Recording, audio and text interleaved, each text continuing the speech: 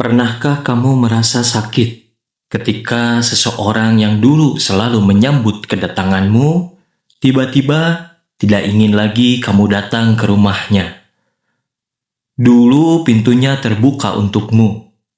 Dulu kehadiranmu sangat ditunggu. Dahulu ketika kamu datang, dia menyambutmu dengan senyum. Tetapi sekarang, Assalamualaikum warahmatullahi wabarakatuh. Selamat datang di channel saya, Didi Gerung. Semoga kita selalu dalam perlindungan Allah Subhanahu wa Ta'ala, diberikan kesehatan, kelimpahan rejeki, kemudahan dalam segala urusan, ilmu yang bermanfaat, dan keselamatan dimanapun kita berada. Amin ya Allah, ya Rabbal Alamin.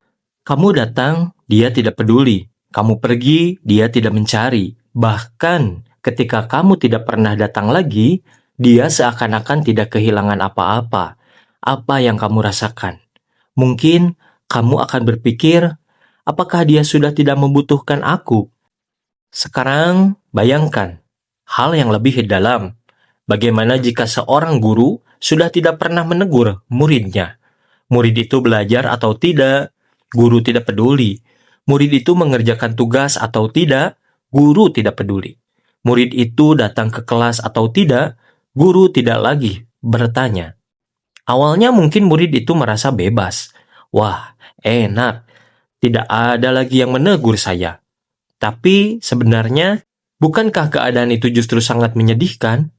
Karena teguran dari seorang guru terkadang adalah tanda bahwa masih ada kepedulian. Lalu bagaimana jika orang tua sudah tidak lagi memperhatikan anaknya? Anaknya pulang atau tidak ditanya. Anaknya makan atau tidak diperhatikan. Anaknya salah atau benar, tidak lagi dinasehati. Anaknya sedang menghancurkan masa depannya, orang tua hanya diam. Apakah diam itu selalu berarti tidak peduli? Jawabannya, tidak. Terkadang diam adalah tanda bahwa seseorang sudah berhenti mengingatkan, karena nasihatnya berkali-kali diabaikan. Dan sekarang, coba kita bawa renungan ini kepada hubungan kita dengan Allah. Bagaimana jika suatu hari kita merasa hidup kita sangat nyaman, tetapi kita justru semakin jauh dari Allah. Bayangkan seseorang yang dahulu rajin datang ke masjid, ketika azan terdengar, hatinya gelisah kalau belum melaksanakan sholat.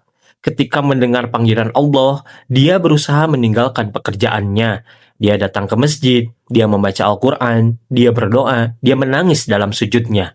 Tetapi perlahan-lahan semuanya berubah. Awalnya dia meninggalkan satu sholat, kemudian dua, kemudian mulai jarang ke masjid. Al-Quran semakin jarang dibuka, doa semakin jarang dipanjatkan. Dan yang lebih mengkhawatirkan, dia tidak merasa kehilangan, tidak ada rasa bersalah, tidak ada rasa kegelisahan, tidak ada kerinduan. Hidupnya tetap berjalan. Bahkan mungkin rezekinya semakin banyak, rumahnya semakin bagus, kendaraannya semakin mahal, usahanya semakin berkembang, tubuhnya sehat, keluarganya baik-baik saja. Apa yang dia minta, banyak yang terkabul. Lalu dia berkata dalam hatinya, berarti Allah masih sayang kepada saya. Benarkah selalu demikian? Belum tentu, saudaraku. Karena kenikmatan bukan selalu tanda bahwa seseorang sedang berada dalam keadaan terbaik di hadapan Allah. Dan kesulitan juga bukan selalu tanda bahwa Allah membenci seseorang. Kadang-kadang kesulitan justru menjadi jalan seseorang hamba kembali kepada Allah. Kadang-kadang kehilangan membuat seseorang kembali berdoa. Kadang-kadang sakit membuat seseorang kembali mengenal arti sujud. Kadang-kadang rejeki yang sempit membuat hati menjadi lebih dekat kepada Rabb-Nya. Sebaliknya, ada orang yang diberi kelapangan, tetapi kelapangan itu justru membuatnya lupa. Diberikan kekayaan, malah semakin sombong. Diberikan kesehatan, semakin jauh dari ibadah. Diberikan jabatan, semakin merendahkan orang lain. Diberikan apa yang dia inginkan, tetapi justru semakin tidak membutuhkan Allah dalam perasaannya. Inilah yang harus kita takutkan. Bukan hanya ketika hidup kita susah, tetapi juga ketika hidup kita terlalu nyaman, sementara hati kita semakin jauh dari Allah. Allah berfirman dalam Al-Quran tentang orang-orang yang mendustakan peringatannya, bahwa mereka dapat diberikan berbagai kesenangan dunia. Kemudian datang hukuman secara tiba-tiba dalam surah Al-An'am ayat 44. Allah menjelaskan bahwa ketika mereka melupakan peringatan yang telah diberikan kepada mereka, pintu-pintu segala sesuatu dibukakan bagi mereka. Kemudian, ketika mereka bergembira dengan apa yang telah diberikan, Allah menimpakan mereka secara tiba-tiba. Inilah yang dalam pembahasan para ulama sering dikaitkan dengan istidraj. Sebuah keadaan ketika seseorang terus mendapatkan kenikmatan, sementara dia semakin jauh dari Allah. Sehingga kenikmatan itu bukan membuatnya kembali, tetapi justru membuatnya semakin terlena. Maka jangan hanya bertanya, kenapa Allah memberikan saya banyak rejeki? Tanyakan juga, untuk apa Allah memberikan rejeki ini kepada saya? Jangan hanya bertanya, kenapa Allah memberikan saya kesehatan? Tanyakan juga, apakah kesehatan ini membuat saya lebih rajin beribadah? Dan jangan hanya berkata, Allah mengabulkan semua keinginan saya, tetapi tanyakan, apa semua yang saya inginkan memang baik untuk akhirat saya? Karena terkadang sesuatu yang kita minta dengan penuh keinginan justru menjadi sesuatu yang membuat kita semakin jauh dari Allah. Ada orang yang berdoa, "Ya Allah, berikan aku kekayaan." Kemudian Allah memberikan kekayaan. Tetapi setelah kaya, dia tidak lagi sholat. Dia tidak lagi bersedekah. Dia menjadi sombong. Dia lupa bahwa semua yang ada di tangannya hanyalah titipan. Ada orang yang berdoa, "Ya Allah, berikan aku kesehatan." Allah memberinya kesehatan, tetapi tubuhnya yang sehat itu digunakan untuk bermaksiat.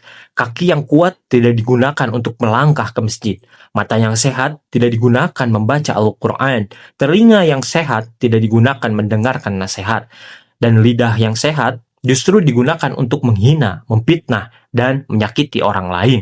Maka, kesehatan pun bisa menjadi ujian, kekayaan bisa menjadi ujian, keluarga bisa menjadi ujian, pekerjaan bisa menjadi ujian, popularitas bisa menjadi ujian, bahkan doa yang dikabulkan pun bisa menjadi ujian. Karena itu, jangan ukur kasih sayang Allah hanya dari banyaknya harta yang kamu miliki. Jangan ukur kedekatanmu dengan Allah hanya dari rumah yang besar. Jangan ukur berkahnya hidup hanya dari rekening yang bertambah. Jangan ukur keberhasilan hanya dari banyaknya orang yang mengenal namamu. Ukurlah dengan satu pertanyaan. Apakah semua yang Allah berikan kepadaku membuatku semakin dekat dengannya? Kalau kekayaan membuatmu semakin rajin bersyukur, itu nikmat. Kalau kesehatan membuatmu semakin rajin beribadah, itu nikmat.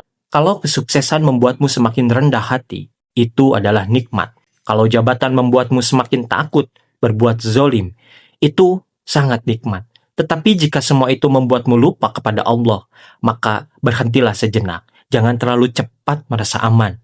Saudaraku, ada sebuah keadaan yang jauh lebih berbahaya daripada kehilangan harta, yaitu kehilangan rasa takut kepada Allah. Ada keadaan yang lebih menakutkan daripada rumah yang kosong, yaitu hati yang kosong dari mengingat Allah. Ada kehilangan yang lebih menyakitkan daripada kehilangan dunia, yaitu kehilangan kesempatan untuk kembali kepada Allah. Karena selama Allah masih memberikan kita kesempatan untuk bertaubat, pintu itu masih terbuka. Selama kita masih bisa mendengarkan azan, kita masih memiliki kesempatan untuk menjawab panggilannya. Selama kita masih bisa bersujud, kita masih memiliki kesempatan untuk memperbaiki hidup.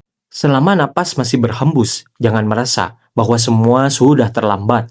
Mungkin selama ini bukan Allah yang menjauh dari kita. Kitalah yang terlalu sibuk mengejar dunia sampai lupa jalan pulang.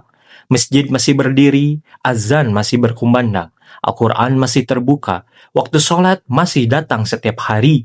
Tetapi kita yang berkata, nanti kalau sudah tua, nanti kalau sudah kaya, nanti kalau pekerjaan sudah selesai, nanti kalau urusan dunia sudah beres. Padahal, kita tidak pernah tahu apakah nanti itu masih menjadi milik kita. Maka, kalau hari ini hatimu masih bergerak untuk pergi ke masjid, pergilah. Kalau hari ini kamu merasa ingin kembali sholat dengan benar, kembalilah. Kalau hari ini kamu ingin membuka Al-Quran setelah sekian lama meninggalkannya, bukalah. Kalau hari ini kamu merasa ingin menangis dalam doa, menangislah. Jangan menunggu Allah mengambil sesuatu darimu, baru kamu sadar betapa berharganya sesuatu itu. Jangan menunggu sakit baru mengenal nikmat sehat. Jangan menunggu miskin baru mengenal arti kekayaan. Jangan menunggu kehilangan keluarga baru belajar menghargai mereka. Dan jangan menunggu kematian datang baru ingin kembali kepada Allah. Karena kita tidak tahu. Bisa jadi hari ini adalah kesempatan terakhir kita. Bisa jadi sholat yang kita tunda adalah sholat terakhir yang kita tinggalkan. Bisa jadi azan yang kita dengar hari ini adalah azan terakhir yang Allah izinkan masuk ke telinga kita. Bisa jadi sujud yang kita anggap biasa hari ini adalah sujud terakhir dalam hidup kita. Maka jangan sombong dengan kenyamanan. Jangan tertipu dengan dunia. Jangan merasa aman hanya karena semua keinginanmu terpenuhi. Tanyakan kepada dirimu sendiri malam ini. Apakah Allah sedang memberiku nikmat atau aku sedang diuji untuk nikmat? Apakah kekayaanku membuatku dekat dengan Allah atau justru membuatku lupa kepadanya?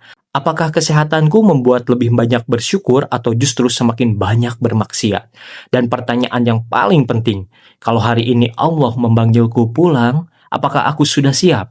Ya Allah, jika selama ini kami terlalu jauh darimu, dekatkanlah kami kembali. Jika kami terlalu mencintai dunia, ajarkan kami mencintai akhirat. Jika kekayaan membuat kami lalai, jadikanlah kekayaan itu jalan untuk bersyukur.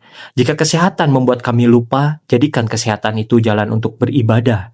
Jika kesulitan membuat kami mengeluh, ajarkan kami bersabar. Dan jika Engkau memberikan kami kesempatan untuk datang ke rumah-Mu, jangan biarkan hati kami menolak panggilan itu.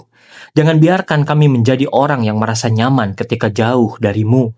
Karena sesungguhnya, yang paling menakutkan bukan ketika Allah mengambil dunia dari tangan kita, tetapi ketika dunia diberikan begitu banyak, sementara hati kita perlahan-lahan kehilangan Allah. Maka selama pintu masjid masih terbuka, datanglah. Selama pintu taubat masih terbuka, kembalilah.